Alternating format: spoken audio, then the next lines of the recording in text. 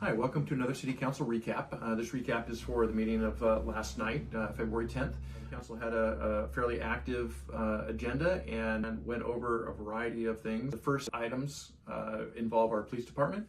Chief Larson gave an annual report for 2025, went through some highlights of typical breadth of the activities that they have, their community outreach programs, and also some really good statistics on use of force, which is tracked for every stop. Also some data on traffic safety, over I think 1,100 traffic safety stops in the year, with over 700 of those turning into citations.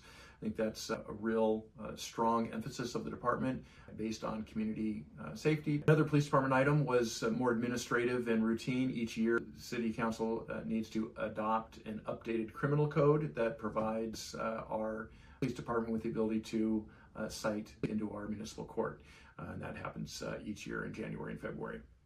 The City Council reviewed and accepted the city's fiscal year 24-25 audit for both the city and the Urban Renewal Agency. Those are annually required processes that an independent third party spends a considerable amount of time going through all of the accounting transactions and verifying that all of that met both governmental accounting standards, some state law requirements, and meeting all of our operational internal controls to make sure that the money is being accounted for right in the right categories, and reviewed that with council last night.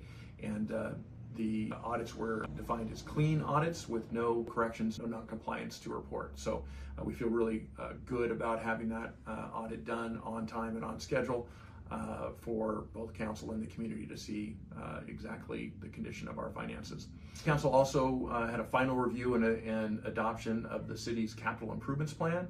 That is a 5-year list of projects in water, wastewater, streets, parks, and general government. Basically any large investment in infrastructure over about $50,000. We have a few that are under, but mostly for large projects of over $50,000, and that is how we plan and spread those out to ensure that we have revenue sufficient to complete those projects. Some projects are regulatory, they're required.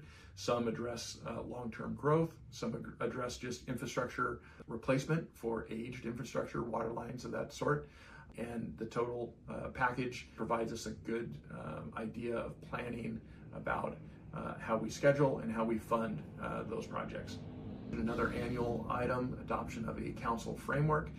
That is somewhat of a version of a strategic plan.